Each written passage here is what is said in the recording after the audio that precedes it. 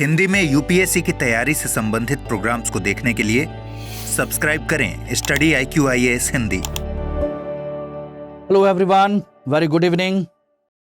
आप सभी लोगों का आपके अपने channel study IQ IAS Hindi पर बहुत बहुत स्वागत है और मैं उम्मीद करता हूं कि आप सभी लोग अच्छे होंगे। दोस्तों, आज हम लोग बात करने जा रहे हैं मंदिर स्थापत्य कला की अगली शैली द्रविड़ मंदिर स्थापत्य कला। पिछली क्लास में हम लोगों ने आराम से डिस्कस किया था कि उत्तर भारत की जो नागर शैली है उसकी विशेषताएं क्या हैं, वह किस प्रकार से विकसित हुई थी, किन किन राज्यों में और किन किन विशेषताओं के साथ वह स्थापत्य कला आगे बढ़ती चली गई। ठीक है, आज उसी परंपरा में हम अब अपनी अगली क्लास डिस्कस कर रहे हैं दक्षिण भारत की द्रविड़ मंदिर स्थापत्य कला को लेकर के। दोस्तों, इसमें हम लोग दक्षिण भारत में जैसे जैसे द्रविड़ मंदिर स्थापत्य कला का शुरुआत होती है और अपने अंतिम चरण तक पहुंचती है, हम हर फेज में, हर चरण में, हर तरीके से उसमें होने वाले बदलाव के साथ चर्चा करेंगे। दोस्तों, ये क्लास आप लोगों के लिए प्रारंभिक परीक्षा और मुख्य परीक्षा दोनों के दृष्टिकोण से काफी महत्वपूर्ण होगी, खासकर कला संस्कृति के क्षेत्र में। इसलिए सभी लोग ध्यानपूर्वक इसको सुनने समझने की कोशिश करें और अगर हो सके तो अपना रजिस्टर पेन पेंसिल लेकर के बैठिए। आप लोगों के लिए बेहतर होगा कि आप इसके नोट्स साथ के साथ बनाते चलें और मैं कोशिश करूंगा कि इसमें जितनी भी फैक्चुअल इंफॉर्मेशन हो सकती है वो भी आपको कवर कराऊं। तो चलिए दोस्तों, सभी लोगों का पुनः बहुत बहुत स्वागत है और मैं मनोज कुमार आप लोगों के साथ में डिस्कस करने चल रहा हूं द्रविड़ मंदिर स्थापत्य कला। ठीक है ना। देखिए, द्रविड़ मंदिर स्थापत्य कला उत्तर भारत की नागर शैली के मंदिरों की स्थापत्य कला से बिल्कुल अलग है। लेकिन ध्यान रखिएगा, यह कला जो है हमारी भारतीय संस्कृति की, भारतीय विरासत की, भारतीय परंपरा की एक बहुत ही महत्वपूर्ण कला है, जिसको अगर आप देखेंगे तो वास्तव में देखते हुए दंग रह जाएंगे कि भारत में इतना सब कुछ है देखने के लिए, इतना बेहतरीन नमूना। और उस समय में, जिस समय लोगों के पास बहुत अच्छी तकनीक नहीं थी, उस समय इस कला को लोगों ने इतना बेहतरीन तरीके से विकसित किया है, जिसके नमूने अगर आज आप देखेंगे तो मैं गारंटी देता हूं आप आश्चर्यचकित रह जाएंगे। किसी भी एंगल से दक्षिण भारत की ये जो शैली है, स्थापत्य कला है, आप कहेंगे सर इसके आगे तो ताजमहल भी फेल है। बस देखने का नजरिया हम सब लोगों का अलग अलग है। तो द्रविड़ शैली को आज हम लोग जो बात करने जा रहे हैं, ध्यान रखिएगा, दक्षिण भारत में जो द्रविड़ शैली है आपकी, ये चार विभिन्न, कहा जाए कि जो राजतंत्र विकसित हुए हैं उनसे होकर के गुजरी है। यानी कि इसकी शुरुआत, द्रविड़ शैली की शुरुआत पल्लव काल में प्रारंभ होता है, यानी कि लगभग 6वीं शताब्दी ईसवी में जब पल्लव साम्राज्य की स्थापना हुई, उस समय ध्यान रखिएगा आपका द्रविड़ स्थापत्य कला की यहां से शुरुआत होती है। और हम यहां से होते हुए यह कला कैसे कैसे चोल काल में पहुंची है, चोल काल से होते हुए पांड्य काल ने इस पर क्या प्रभाव डाला है, और पांड्य काल से होते हुए विजयनगर साम्राज्य तक, यानी कि मध्यकालीन इतिहास के समय तक यह कला किस रूप में आगे विकसित हुई है, उन सभी पहलुओं की हम लोग चर्चा करेंगे।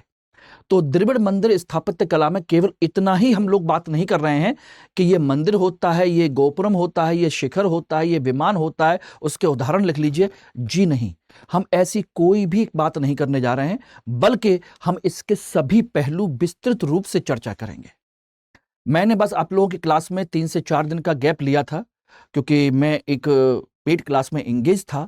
मैं चाहता था कि जल्दबाजी में आपकी क्लास कंप्लीट ना हो, बल्कि इतने बेहतर तरीके से मैं कराऊं कि आप लोग कभी भी कला संस्कृति की क्लास को लेकर के कभी आप लोग चिंतित ना हो। आपका एक पोर्शन हमेशा के लिए कंप्लीट हो जाए, जिसमें सब कुछ मौजूद हो। इसीलिए मैंने इसको स्टार्ट किया है। ठीक है ना। तो चलिए हम इसको शुरू करते हैं। सबसे पहले हम जानने की कोशिश करते हैं कि मंदिर की जो द्रविड़ शैली है, दक्षिण भारत की मंदिर की द्रविड़ शैली है, उसकी मूलभूत विशेषताएं क्या होती हैं। ध्यान रखिएगा, मूलभूत विशेषताएं क्या होती हैं, हम उनके बारे में चर्चा करेंगे। ये आप जो सामने स्ट्रक्चर देख रहे हैं, ये एक दक्षिण भारत के मंदिर का एक नमूना है और ये कुछ और नहीं है बल्कि तंजौर का बृहदेश्वर मंदिर है, जिसका निर्माण चोल शासक राजराज फर्स्ट ने किया था। राजराज फर्स्ट ने किया था।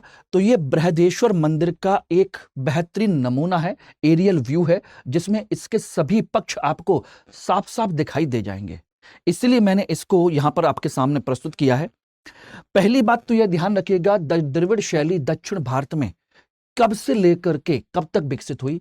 6वीं से लेकर के आपकी 14वीं सदी तक ये अपने चरम पर रही है।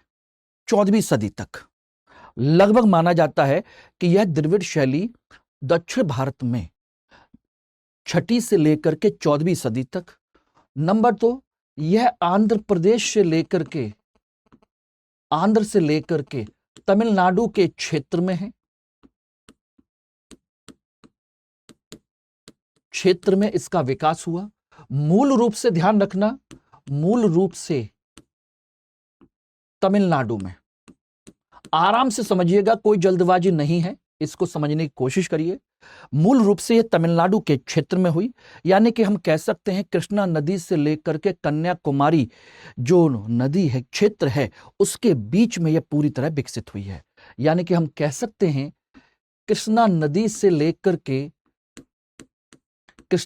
से लेकर के कन्याकुमारी तक का जो क्षेत्र है, उस क्षेत्र में इसका विकास हुआ है। ठीक है ना? तो ये पहली मूलभूत जो बात है, समय और उसका क्षेत्र, कहां पर कैसे इसका विकास हुआ। दूसरा पॉइंट यहीं पर ध्यान रखिएगा, जो दूसरा पॉइंट ये है कि यह कला पल्लव वंश से लेकर के विजयनगर साम्राज्य तक चलता रहा है। पल्लव वंश से लेकर के विजयनगर साम्राज्य तक यह चलती रही है।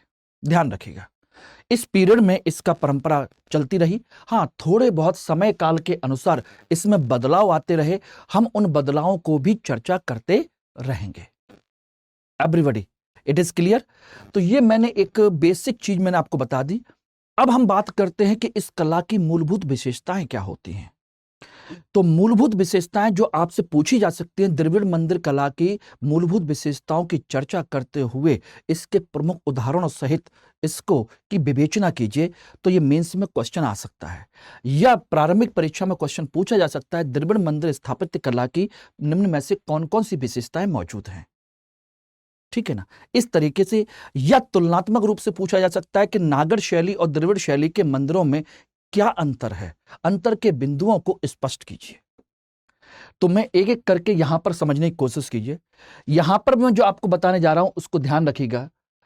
नागर शैली के जो मंदिर होते थे उत्तर भारत के, वो 4 दीवारी के अंदर बंद नहीं होते थे बल्कि खुले में होते थे। तो इसलिए ध्यान रखना, ये जो हैं ये पूरे के पूरे एक नगर के रूप में विकसित हैं।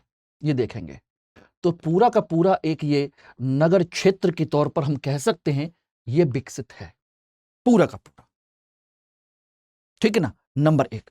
नंबर 2, इनका एक गेट होता है, प्रॉपर तरीके से काफी ज्यादा अलंकृत गेट होता है, जिसे हम क्या कहते हैं, गोपुरम कहते हैं। ठीक है ना? एक ये 4 दीवारी है, ये आपका गोपुरम है, जिसे हम क्या कहते हैं, अलंकृत गोपुरम कहते हैं। ठीक है ना? ये आपका पिरामिड नुमा शिखर है, पिरामिड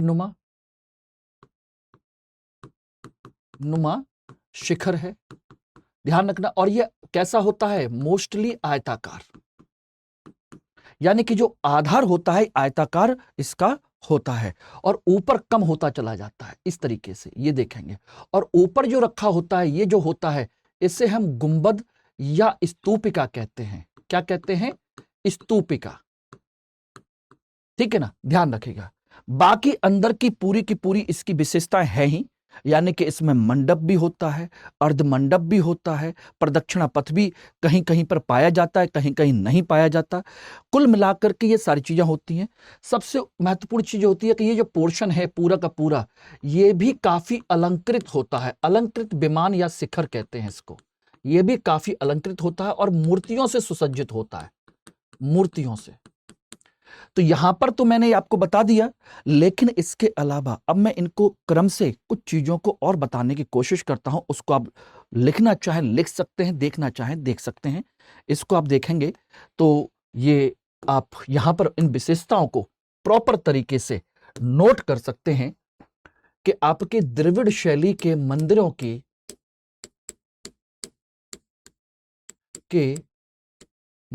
की विशेषताएं क्या होती हैं, मूलभूत विशेषताएं। ठीक है ना। यहां पर देखिएगा, हम यहां पर बात करें तो सबसे पहले एक वर्गाकार गर्भगृह होता है। वर्गाकार गर्भगृह होता है, ध्यान रखना। ये रहा एक वर्गाकार गर्भगृह। इसके ऊपर दूसरी जो विशेषता होती है वो पिरामिड नुमा शिखर होता है, यानी कि पिरामिड नुमा शिखर होता है, जिसे हम विमान कहते हैं। क्या कहते हैं? विमान। और यह मूलतः कैसा होता है? आयताकार। यह भी मैंने आपको बताया था। जिस तरीके से मैं बना रहा हूं उस तरीके से इनको आप लोग देख सकते हैं। सामान्य तौर पर इसकी जो ऊंचाई होती है, सामान्यतः ऊंचाई उसकी होती है 5 से लेकर के 7 मंजिल तक होती है। ठीक है ना, ध्यान रखिएगा। तीसरा पॉइंट अगर हम इसमें बात करें तो एक चीज और ध्यान रखिएगा, इस शिखर के ऊपर, शिखर जो होता है, शिखर के ऊपर जो पोर्शन होता है उसे गुंबद या स्तूपिका कहते हैं। क्या कहते हैं? स्तूपिका। यानी कि ऊपर का भारी भरकम जो पोर्शन होता है उसे स्तूपिका कहा जाता है। ठीक है ना। नेक्स्ट पॉइंट इसमें और क्या देखिएगा, इसके अंतर्गत एक विशेषता और होती है। यह होता है कि पूरा शहर चार दीवारी से ग्रसित होता है, यानी कि चार दीवारी से चारों तरफ से पूरा बंद होता है, चार दीवारी से बंधा हुआ होता है, सारी चीजें होती हैं। यानी कि एक तरीके से ये शहर नुमा संरचना होती है, शहर नुमा संरचना होती है। ये ध्यान रखिएगा। तो इसको भी हम देख सकते हैं इस तरीके से, चार दीवारी से। ठीक है ना। चौथी विशेषता क्या होती है इसमें, और देखिएगा, ध्यान दीजिएगा। इसके अंतर्गत और देखेंगे तो इसमें मंडप होते हैं, मंडप जिन्हें हम मंडपम कहते हैं।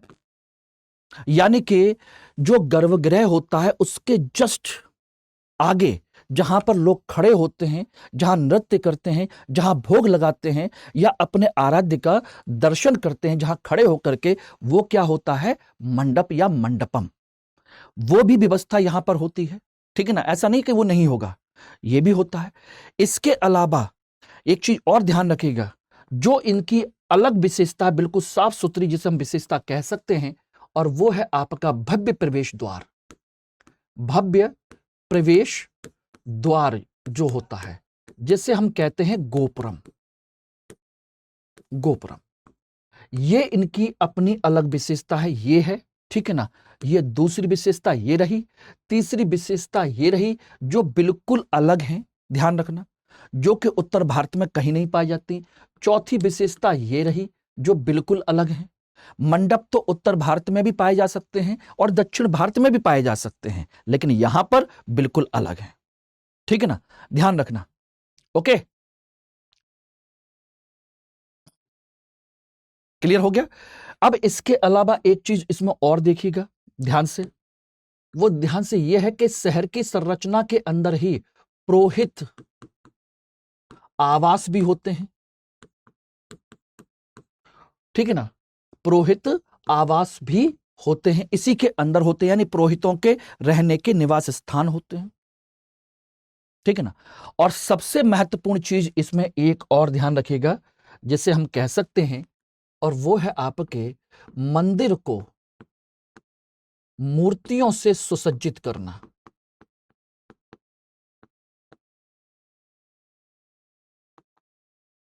सुसज्जित करना यानी कि ये पूरे के सभी मंदिर मूर्तियों से बहुत अच्छे तरीके से सुसज्जित और अलंकृत किए जाते हैं।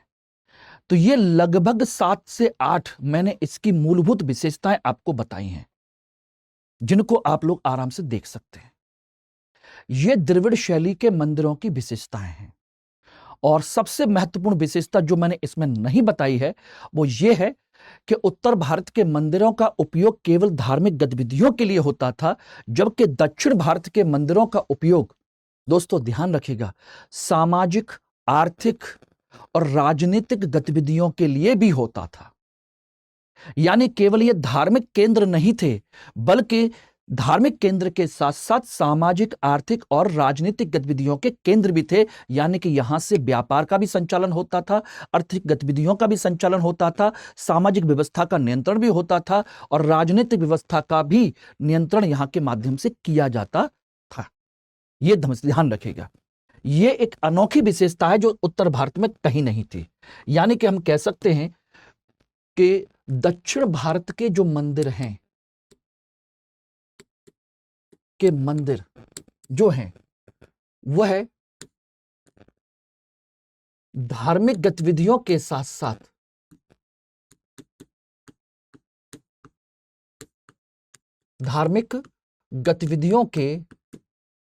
साथ सामाजिक, आर्थिक व राजनीतिक गतिविधियों का भी केंद्र थे।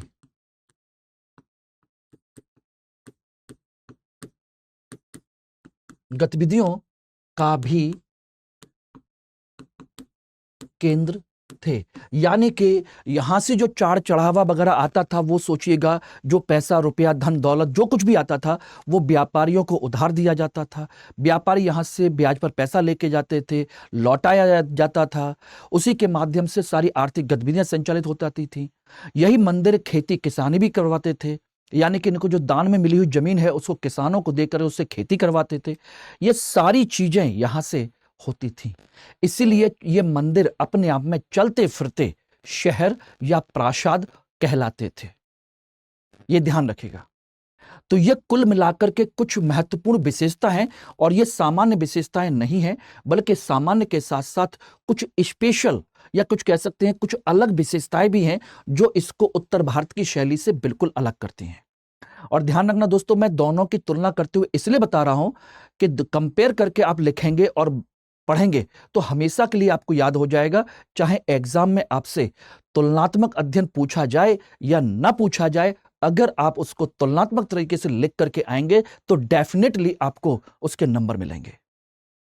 ध्यान रखिएगा, ये नंबर लेने के अच्छे तरीके होते हैं। और दोस्तों, इसी पैटर्न पर अगर आप लोग मेरे साथ चाहते हैं कि अपनी तैयारी को अंतिम चरण तक लेकर के चलें, अपनी सफलता को सुनिश्चित करें, तो दोस्तों मेरे साथ आइए और इस बैच को ज्वाइन कीजिए, जो कि हमारा मार्च का बैच है। 4 तारीख से स्टार्ट हो रहा है। इस 4 तारीख से बैच स्टार्ट हो जाए इवनिंग में, इस बैच को ज्वाइन कीजिए। और इस बैच में ज्वाइन करने के लिए, मेरे साथ जुड़ने के लिए आपको MK लाइव कोड यूज करेंगे तो इसमें 2 बेनिफिट आप लोगों को मिलेंगे। एक, मेरे साथ जुड़ने का मौका मिलेगा, मेरे साथ तैयारी करने का मौका मिलेगा। साथ के साथ आपकी जो फीस है वो डिस्काउंट होकर के 24,999 रुपए हो जाएगी। यह आपको डबल बेनिफिट मिलना है। यानी कि मेरे साथ जुड़ करके तैयारी करने का एक बढ़िया मौका भी मिलेगा, सुनहरा मौका, जिसमें मैं आपको गाइड करूंगा ही करूंगा। ठीक है ना। वो जो सारी सुविधाएं स्टडी IQ से मिल रही हैं वो सभी मिलेंगी, इसमें यह भी मिलेगा। और साथ के साथ आपको डिस्काउंट भी मिल रहा है। तो इसमें लेट मत कीजिए। यह ध्यान रखिएगा कि यह आप लोगों के लिए सपने को पूरा करने का एक माध्यम है। और ध्यान रखना दोस्तों कि कभी भी आधे अधूरे मन से कोई काम नहीं किया जाता, उसके परिणाम कभी भी सुखद नहीं आते। अगर सोचिएगा, स्थापत्य कला में इन राजा महाराजाओं ने जो कुछ भी स्थापत्य कला का विकास किया, अगर आधे अधूरे मन से किया होता तो क्या इतने बेहतरीन नमूने आज हमारे पास मौजूद होते? संभव ही नहीं है। जिस समय संसाधन नहीं थे, कोई टेक्नोलॉजी नहीं थी, हाथ से कारीगरों ने इस कला को बनाया था। तो एक एक बूंद करके उस चीज का निर्माण किया गया, एक एक छोटी छोटी चीजों पर विशेष ध्यान रखा गया। तो वही चीज हम चाहते हैं कि आपका जो जीवन रूपी जो लक्ष्य है, आईएएस बनना चाहते हैं, वो भी एक तरीके से आप उसको पूरा करना चाहते हैं, हम उसमें आपकी मदद कर सकते हैं। और दोस्तों, इसमें एक चीज ध्यान रखिएगा कि ये जो कंसेप्ट है, ये आपके 4 चरणों में आपके साथ कंप्लीट किया जाएगा। पूरी तैयारी 2025-26 के लिए है। इसमें पहला चरण जो है, जिसे हम कहते हैं फाउंडेशन फेज, ध्यान रखना, ये फाउंडेशन चरण है जिसमें प्री कम मेंस कंप्लीट तैयारी कराई जाती है। यह 4 मार्च से लेकर के 26 अप्रैल 2025 तक चलेगा, यानी 13 महीने का कोर्स चलेगा, जिसमें प्री और मेंस दोनों कंप्लीट कराया जाएगा। प्लस इसके अलावा प्रारंभिक परीक्षा के लिए एसआईपी आपका अलग चलेगा, जिसका कोई चार्ज नहीं है। इसमें टेस्ट सीरीज, क्लास और डिस्कशन सारी चीजें होंगी, ये अलग चलेगा। मुख्य परीक्षा के लिए success in mains residential programme, ये आपका अलग चलेगा। ये रहा इसका शेड्यूल, ठीक है ना। और इंटरव्यू के लिए आपका इंटरव्यू प्रोग्राम अलग चलेगा, उसका शेड्यूल ये रहा। यानी कि पूरी तरीके से मान के चलिए 2025-26 तक ये आपकी सारी चीजें हैं, ठीक है ना। और इसके लिए मात्र फीस कितनी? 24,999 मात्र। सोचिएगा, इसमें सोचिएगा कि आपका जो मेंस रेजिडेंशियल प्रोग्राम है, इसमें 4 महीने तो हम लोग आपको अपने पास बुलाएंगे, जहां पर रहने खाने की व्यवस्था स्टडी आईक्यू की तरफ से आप लोगों के साथ की जाएगी, जिसका लक्ष्य एक ही है कि आप प्रारंभिक परीक्षा पास करके मेंस के लिए हमारे पास आ जाए। जबकि हम क्लास ऑलरेडी करा चुके हैं, ये केवल आपके रिजल्ट के लिए अलग से है। सारी फैकल्टी, सारे मेंटर सब आपके साथ रहेंगे। और इसमें दोस्तों आपको सब कुछ मिलेगा, क्लास मटेरियल से लेकर के, लाइव क्लास से लेकर के, आपका मेंटरशिप आपको अलग से प्रोवाइड कराए जाएंगे, टेस्ट सीरीज होगी, डेली आंसर राइटिंग होगी, करंट अफेयर क्लास, सीसेट की क्लास, सब कुछ इसमें इंक्लूड है मात्र इतनी फीस में। अब आप खुद सोचिएगा कि इतने कम अमाउंट में 2 साल के लिए 24 महीने का कोर्स, कैन यू बिलीव कि 1,000 रुपए पर मंथ का भी आपका खर्चा नहीं पड़ रहा है, और घर बैठे बेहतरीन क्वालिटी के साथ आपको पढ़ाने की हम कोशिश कर रहे हैं। तो जल्दी करिए इसको। और किसी तरह का कोई डाउट हो तो आप मुझसे यहां पर जुड़ सकते हैं। ये टेलीग्राम बार कोड है, और ये मेरा अन्य लिंक है टेलीग्राम का, इंस्टाग्राम का और मेल आईडी है। और ये MK लाइव कोड है। अगर आप ध्यान रखिएगा, मेरे साथ जुड़ना चाहते हैं तो इस कोड को यूज करिए, डबल फायदे मिलेंगे आपको। कोई भी कोर्स परचेज करते हैं, कोई भी किताब परचेज करते हैं, कुछ भी परचेज करते हैं, तो भी इस कोड को यूज करने पर आपको डिस्काउंट मिलेगा। पीसीएस कोर्स, आईएएस का कोर्स, कोई बुक्स, कोई टेस्ट सीरीज या कोई भी कुछ भी परचेज करेंगे तो इस कोड को लगाने पर आपको डेफिनेट आपको डिस्काउंट मिलेगा और मेरे साथ जुड़ने का मौका मिलेगा, ठीक है ना। तो ध्यान रखिएगा, कोई भी दिक्कत हो मुझे यहां पर कांटेक्ट कर लीजिएगा, और इस क्लास की पीपीटी भी आपको यहीं मिलेगी, ठीक है ना। अब चलिए हम आगे बढ़ते हैं इसमें आगे। अब बात कर रहे हैं मंदिरों की पल्लव शैली, जहां से पल्लवों के समय में दक्षिण भारत के मंदिरों की परंपरा की शुरुआत हुई, यानी द्रविड़ शैली के मंदिरों की शुरुआत हुई पल्लव स्थापत्य कला के रूप में पल्लवों के समय में। और ध्यान रखना दोस्तों, पल्लव जो शासन काल है, लगभग 6वीं-7वीं शताब्दी के आसपास दक्षिण भारत में एक जो जहां पर चोल साम्राज्य खड़ा हुआ था, उसी जगह पर पल्लव साम्राज्य का गठन हुआ था, और वहीं से यह मंदिरों की संरचना की शुरुआत हुई थी। लेकिन पल्लवों के समय जो मंदिर हैं वो किसी भी एक प्रकार के नहीं थे, बल्कि वो 3 प्रकार के मंदिर हैं पल्लवों के समय में। यानी कि हम बात करें तो पल्लव का जो शासन पीरियड है वो 7वीं सदी से शुरू होता है। 7वीं सदी से शुरू हुआ था, और ये 3 प्रकार के मंदिर हमको इस पीरियड में दिखाई देते हैं जो यहां पर शुरू हुए थे, ध्यान रखना। और ये मंदिर सारे के सारे कहां पर शुरू हुए, इनके जो उदाहरण मिले हैं वो मिले हैं दक्षिण भारत में महाबलीपुरम या कांचीपुरम में। ऐसा नहीं है कि यहां के अलावा कहीं और नहीं है, लेकिन ये मुख्य केंद्र हैं। ये क्या है? मुख्य केंद्र हैं जहां पर ये आपके मंदिर विकसित हुए थे पल्लवों के समय में, महाबलीपुरम और कांचीपुरम के मंदिर, ठीक है ना। ध्यान रखना, पल्लव शासकों ने इसको विकसित किया, इसे हम पल्लव शैली कहते हैं। और पर्सी ब्राउन ने इन्हें 2 पार्ट में डिवाइड किया है।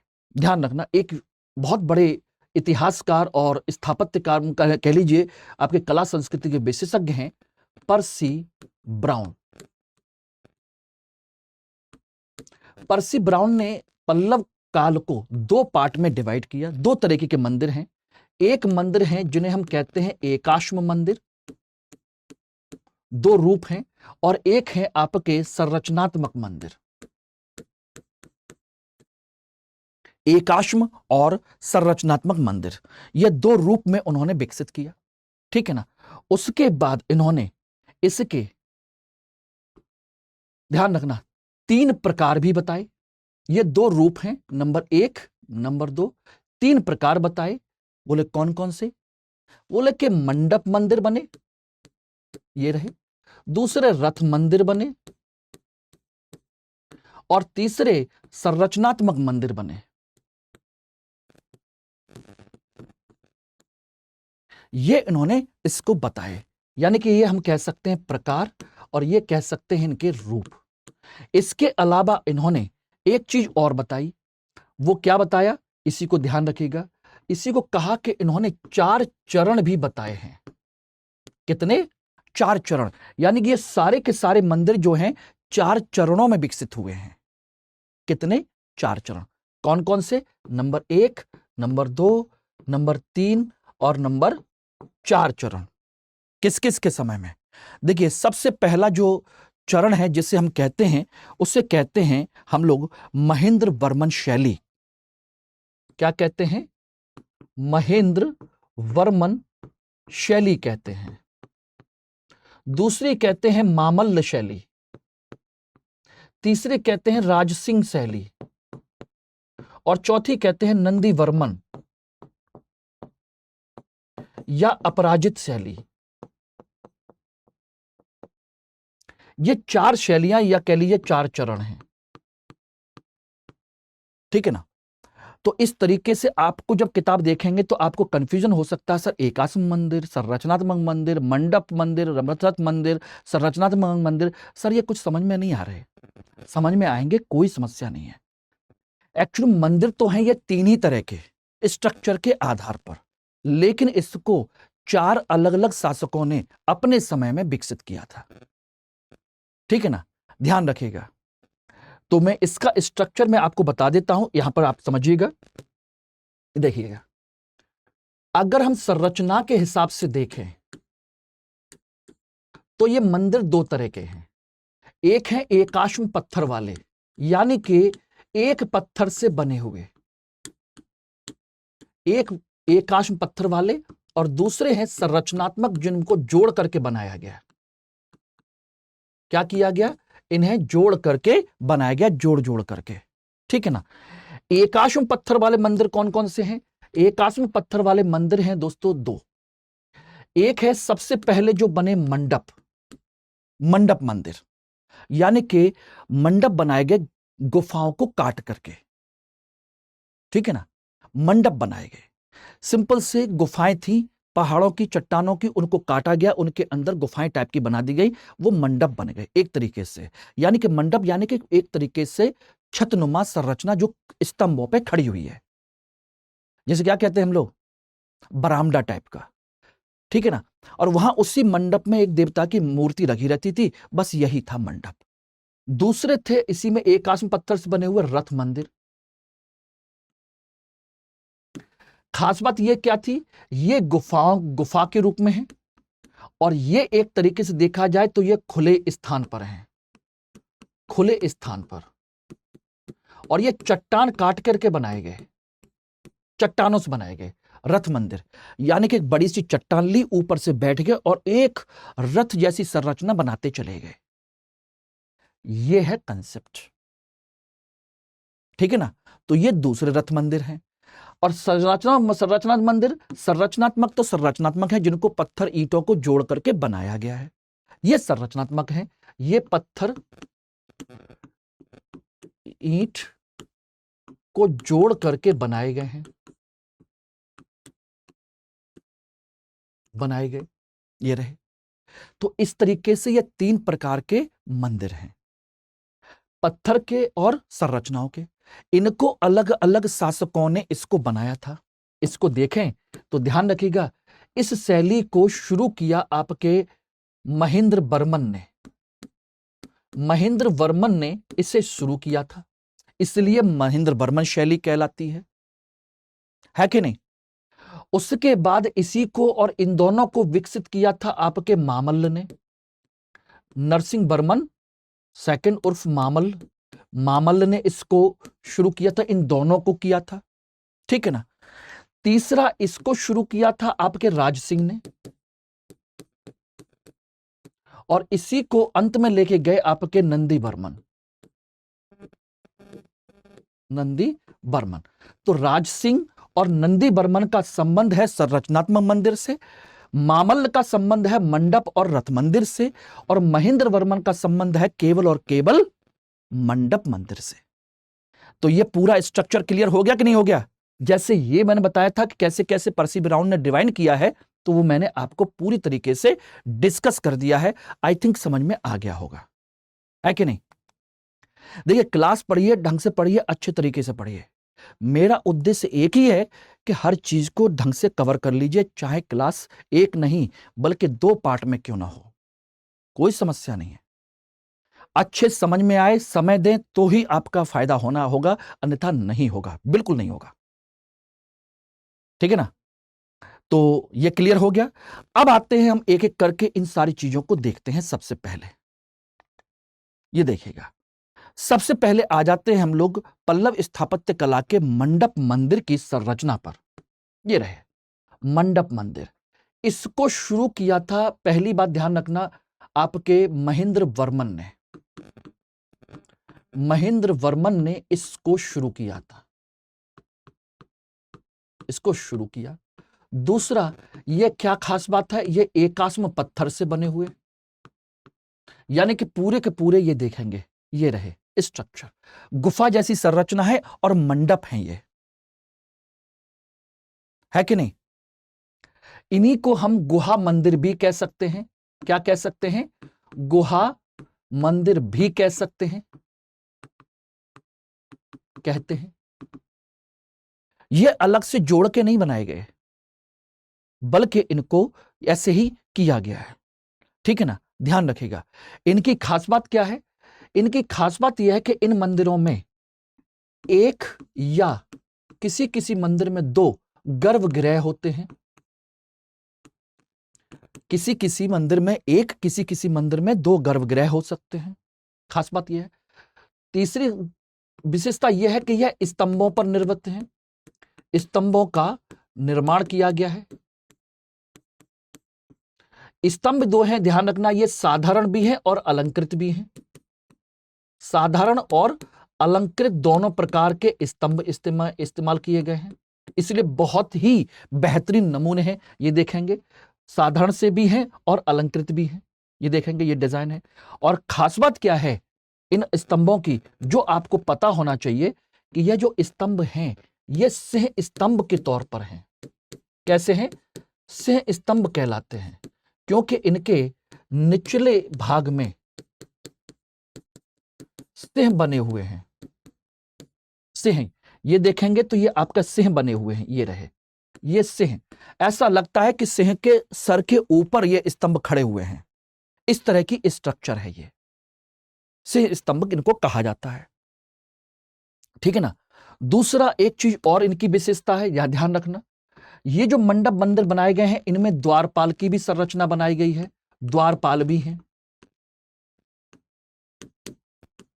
यानी कि इनमें द्वारपाल भी हैं, ध्यान रखिएगा। तो ये इनकी कुल मिलाकर के विशेषता है। अब बात आती है कि इनके एग्जाम्पल क्या क्या हैं, ध्यान रखना, कौन कौन से एग्जाम्पल हैं इनके। तो ये ध्यान रखिएगा, ये जो हैं, ये एग्जाम्पल है बराह मंडप का, वराह मंडप, ये रहे बराह, भगवान बराह के संबंध में यह दिया गया है बराह मंडप, ये रहे, ठीक है ना, ध्यान रखना। और ऊपर जो बनाया गया है वो है आपका पंच पांडव मंडप, पंच पांडव मंडप, ये रहे। ये पंच पांडव मंडप है और ये बराह मंडप के उदाहरण हैं। यानी कि इस पीरियड में आपके कई सारे के मंडप या कह लीजिए कि इस तरह के मंदिरों का निर्माण हुआ था, मंडप का। अब ये किस किसने बनवाए थे ये ध्यान रखिएगा। सबसे पहले मैं यहां पर आपको चर्चा कर देता हूं, उसको देख लीजिएगा। मंडप किस किसने बनवाए? मंडप अगर हम बात करें तो आपके महेंद्र वर्मन ने भी इसमें बनवाए। महेंद्र वर्मन के जो मंडप हैं उनमें देखेंगे तो कौन कौन से हैं? भैरव कोंड मंडप, ठीक है ना। दूसरे हैं अनंत शयन मंडप,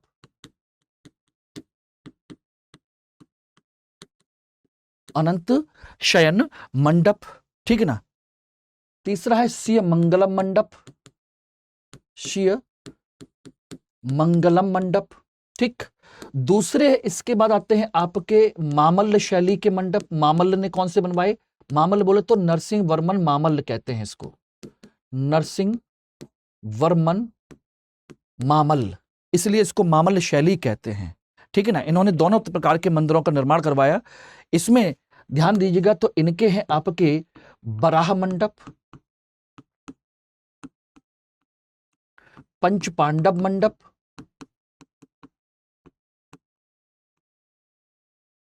पंच पांडव मंडप, महेश मंडप,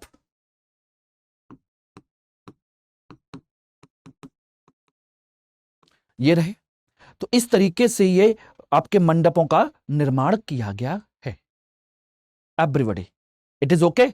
तो मंडप की संरचना कैसी है, किस तरह की है, ये मैंने आपको बता दिया है, ठीक है ना। क्लियर हो गया। इसके बाद देखेंगे तो आपके रथ मंदिर दूसरी ये खुले स्थान पर बनाए गए हैं लेकिन एक ही पत्थर के हैं। ये देख रहे हैं आप सारे के सारे रथ मंदिर। इन रथ मंदिरों का निर्माण किसने करवाया? ये मैंने आपको बताया, मामल्ल ने। मामल्ल बोले तो नरसिंह वर्मन ने। नरसिंह वर्मन ने इसका निर्माण करवाया रथ मंदिरों का। यानी कि ये एक प्रकार से खुले स्थान पर बनाए गए हैं, गुफा में नहीं बनाए गए, यानी खुले स्थान पर निर्मित हैं।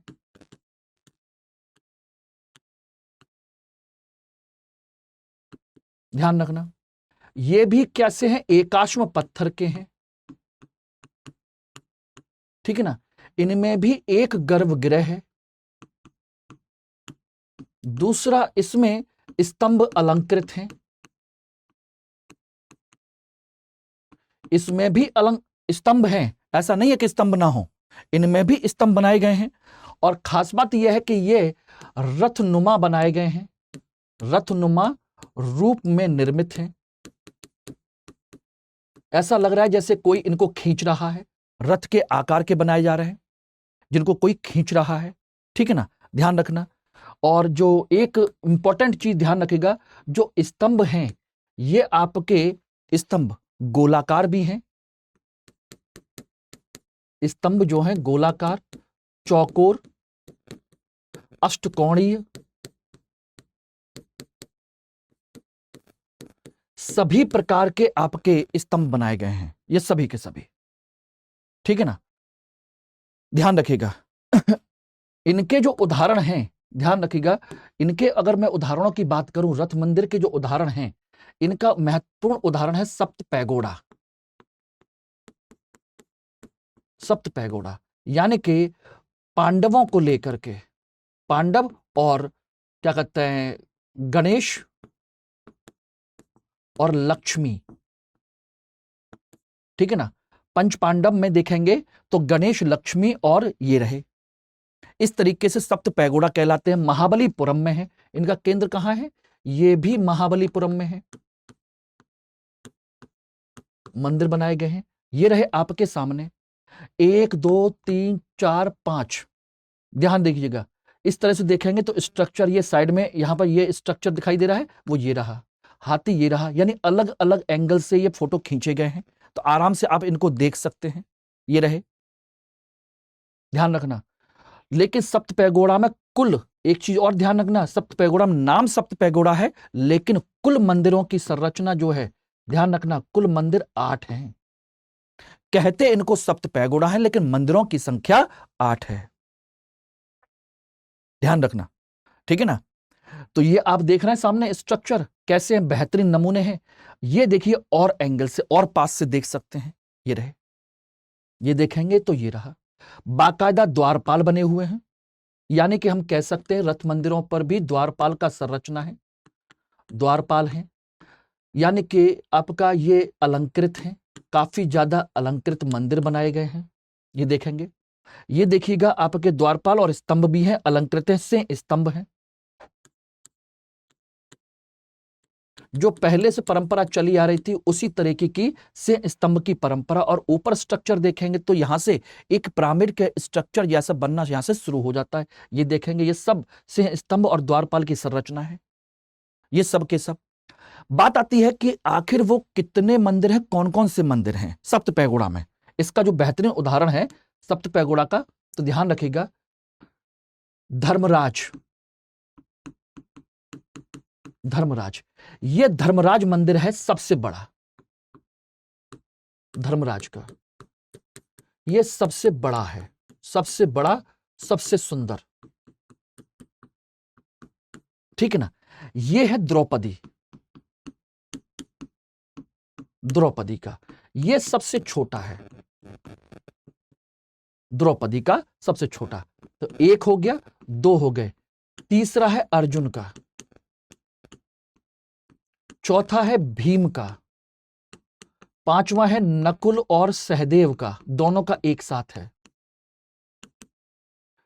छठा है आपका गणेश का, सातवां है आपके दुर्गा का, आठवां है आपकी लक्ष्मी का। इस तरह से टोटल मिलाकर के सप्त पैगोडा में 8 मंदिर हैं कुल मिलाकर के।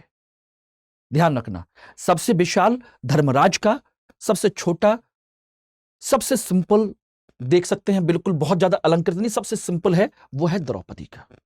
महाबलीपुरम के सप्त पैगोडा मंदिर इनको कहा जाता है, ठीक है ना।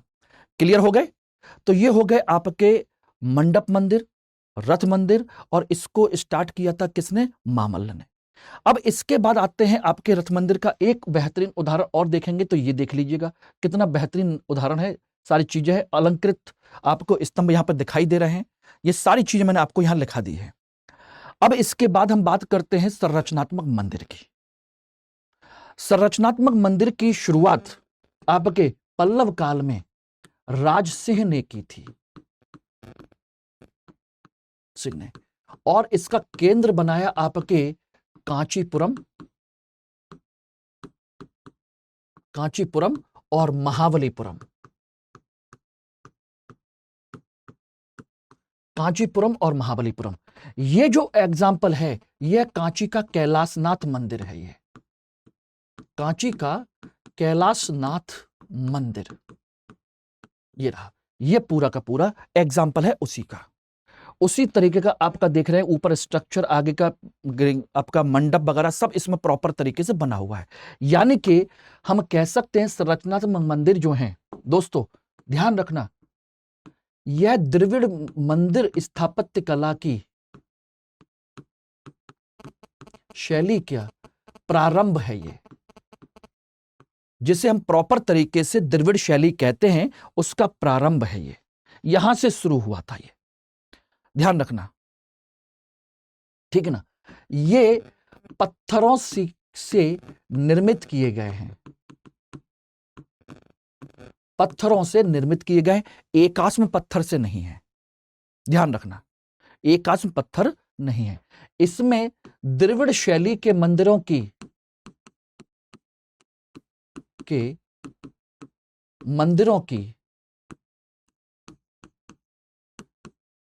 सभी विशेषताएं मौजूद हैं। क्या है, द्रविड़ शैली के मंदिरों की सभी विशेषताएं इसमें मौजूद हैं जो आप सोचते हैं।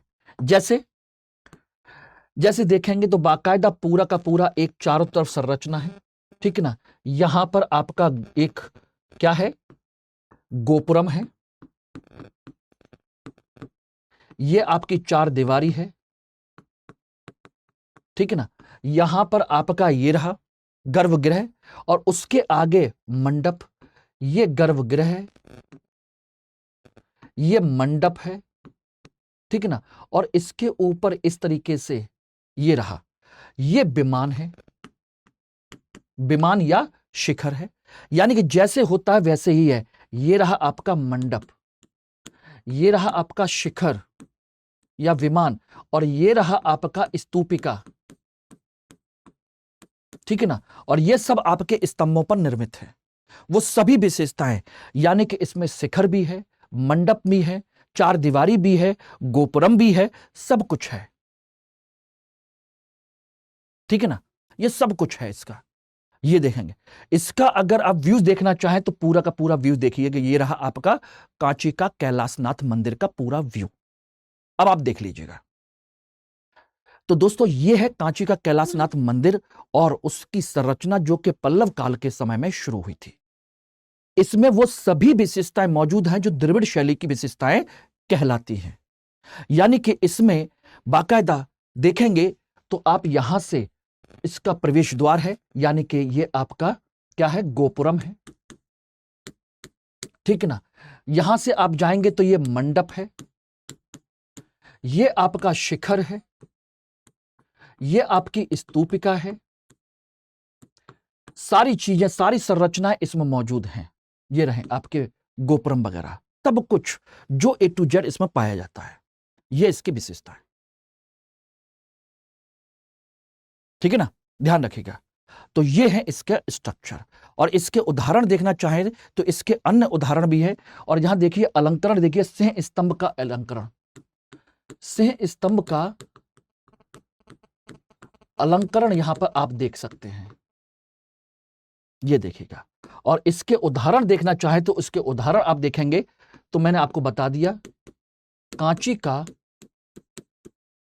कैलाशनाथ मंदिर, ठीक है ना, बैकुंठ पेरुमल मंदिर, पेरुमल मंदिर है, बैकुंठ पेरुमल मंदिर है, ठीक है ना, या महाबलीपुरम का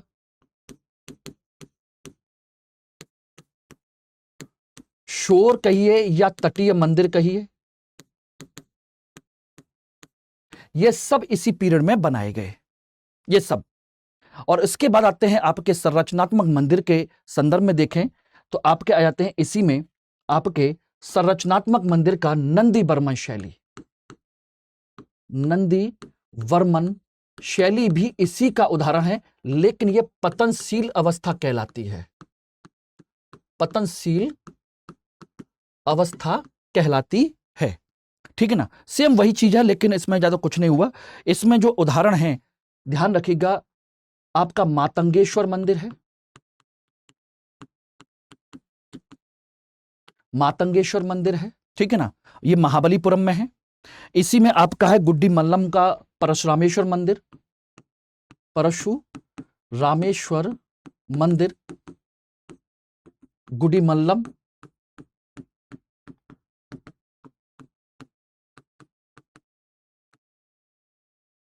महाबलीपुरम।